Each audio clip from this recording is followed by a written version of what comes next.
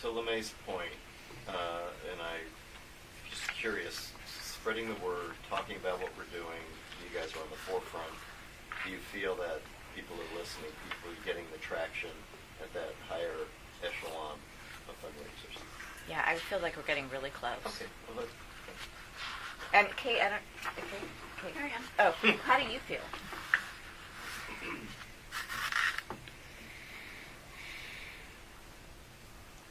This is absolutely what the organization needs to reach who we are planning to become and who our staff need us to be. And this is why we all have been mucking through the muck the past 3 years trying to put this together. We haven't had the number of transformative meetings or conversations that we need to be having. And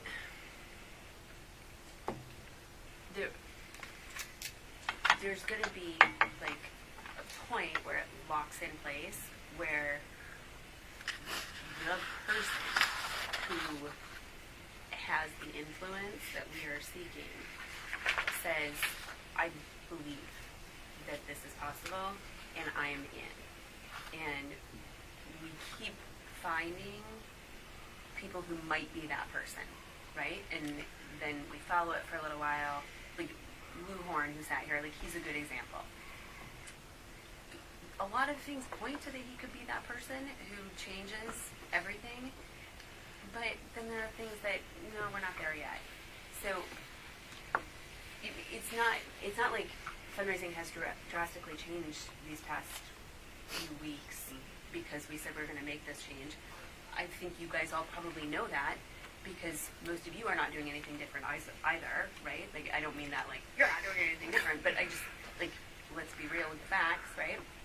And it's going to take a jolt for us to start to pick up speed. And we haven't found that person who is the lightning rod for that. I don't know if that really, Sarah's nodding a lot, but I think she just likes to support me and nods. I haven't listened to a word you said. So I don't know if that answers your question. That's how I feel about it, quite honestly. And we're sitting here in a lot of reasons, for a lot of the reason is that there was a moment in the conversation that we were having with the senior leadership team where Soren said, you mean if you got a $1 billion gift, you don't have a plan for what you would do with it, where you would take it? And they said, no.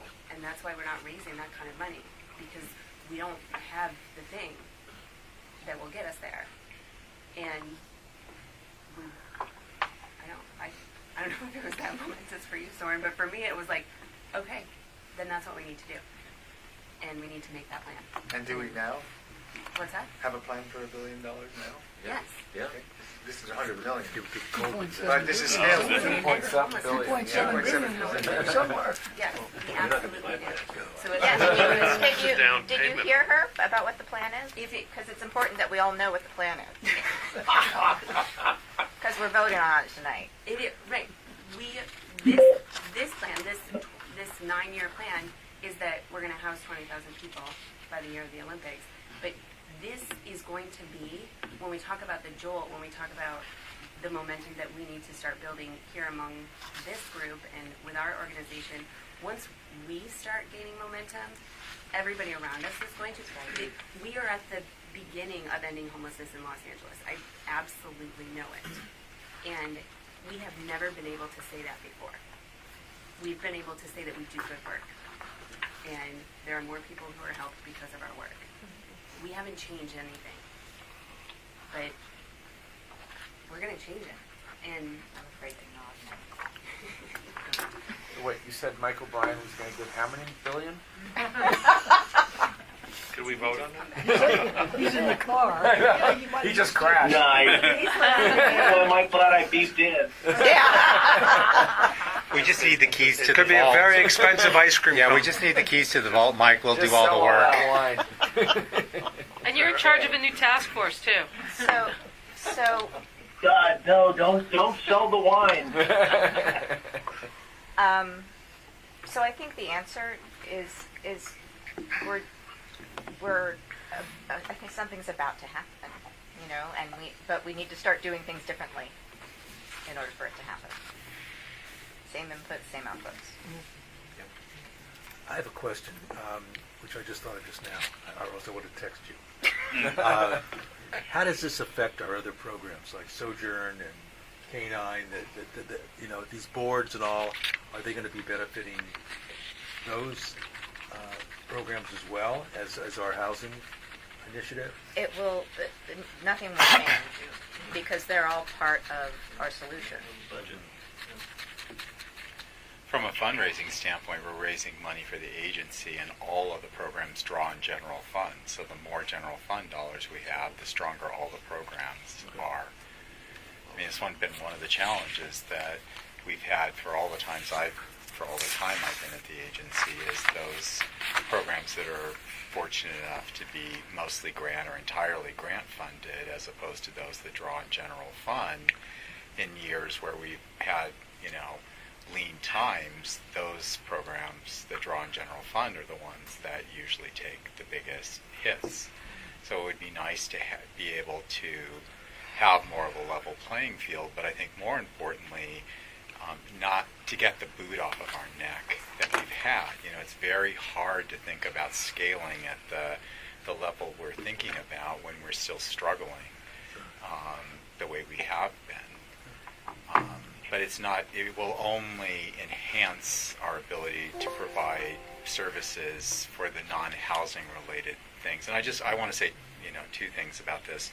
From my perspective, I agree with everything that Kate said, and I've had the opportunity to have lots of meetings with the Flyaway team with, potential investors and donors. And so our ask is, and we've been trying this out, really test driving it, and the advantage to the people concerned is the Flyaway is the new shiny penny, and there are lots and lots of people that are interested in Flyaway and what Flyaway is doing for all kinds of reasons.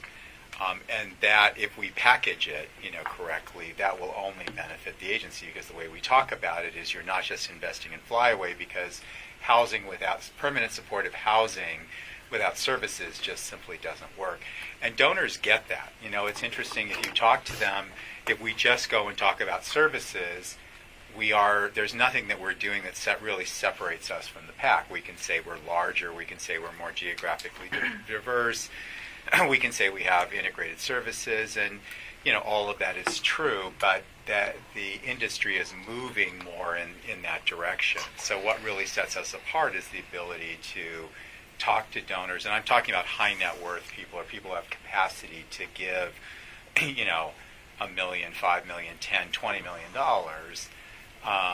And I was thinking about that today. We had Michael and Sarah and I met with an investment company that has the capacity to write a $20 million check, and we very much talked about the synergy between Flyaway and the people concerned. So I think it's really important for us to understand that this is the launching pad, and the other thing, one other thing, that we met with Gensler a couple of weeks ago, and one of the Gensler directors was in the meeting, and I thought it was very interesting. He sat on the review panel for the Innovation Challenge, where Flyaway won the $1 million. And of the 5 winners and of all the applicants, Flyaway was the only one that was actually proposing implementation and actually moving forward. Every application, bless you, was concept. They wanted to test a concept. So I don't think we should lose sight of the fact that there are other developers that will come behind and will start moving into the space, which is good, absolutely. But Flyaway has been the leader and has been the catalyst and has been the disruptor that we need. And the second thing I just want to say, did you want to? I want you to finish, and then I'll say something. Okay. Was it something that I said that you want to react to? Go ahead. I just wanted to add with the Gensler that they said to us that they were just like, oh, Flyaway, blah, blah, blah. But when they read our application and when they heard what we said about building over 400 in the next 90 years and housing 20 years. No, 9 years. 9 years. Oh, shit, it's 9 years? that we had, right, that we had that big, bold vision. They wanted to be a part of it. So where's their check? I mean, when They're tomorrow, they're doing actually it tomorrow. putting their Yeah. people They in. have a pretty big in-kind contribution. Their people are more. They're talking about The it. other thing I just wanted to That's better than underscore mine. is the idea Scalability. of that we haven't had a big vision to sell. We when we talk to major donors, and we've landed, over the years, we've landed some significant gifts. But we're always talking about we're the good guys doing the good work, right? That's our message. And, we do it well, and we've done a lot of innovation, but there hasn't been anything that you could point to say, this is something exceptional. This is something that would merit a $10, $20, $50 million investment in our organization. So I just think it's important that as we think about this, that when we're talking about the next level, we really are talking about having conversations at a much different level. I mean, the ask isn't really $15 million, it's $115 million, because Flyaway needs $100 million in capital and we need $15 million in operating dollars. So those are big numbers for us. But it feels, at least from my perspective, much easier to have that conversation in the context of this plan than not. I don't want to dominate Wait, this, I'm but sorry. I'm sorry. I just wanted to follow up with the question. I know, but Gary had his hand up. Oh, No, I mean, I think I was going to write something back, and I decided not to. My concern is it's an audacious plan. I think it's terrific. I mean, I think it, as looking historically, I think what John summarized quickly about how we survived, how we went forward, and how we need to go forward now is right on. One of the concerns I have in terms of the vision and strategy is, and Michael and I were talking about that, is that we need to be incredibly innovative around the service delivery and how we are going to really create a world that takes this housing and makes it sustainable, and we all survive it, and it becomes manageable. That is a very big goal. So scaling on the human level, not just the humans who are going to be living there, but all the issues that will come up, and are we going to have an adequately educated and trained and experienced workforce? Is a gigantic challenge. But I have very great confidence that if you put in place the right people, that each of these challenges will be addressed. And other than saying that, I mean, I think this is a real landmark. Thank you, Gary. Thanks. Richard, were you going to say the exact same thing? no, I guess I was going to. Yeah, I certainly think it's a great plan and all. But again, if we're going out and asking somebody to give us money, and they think it goes to housing, how do we justify giving money to programs like K9? Oh no, Sojourn? we're not asking money for just for housing. I mean, Okay. we're very, very clear in our asks. All right. So we're not So misleading it's the same anybody. pitch as we have now. Yeah. But But on steroids. with this, though. I got you. And I do want to, Gary, I appreciate you raising the human capital issue. And Ray had asked this question, I think, I know it was last board meeting or in one of the conversations recently. it's obviously something that we, Kate and I, and the rest of the executive leadership team think a lot about, because we have, challenges right now in terms of filling vacant positions, and you're talking about going to scale that's,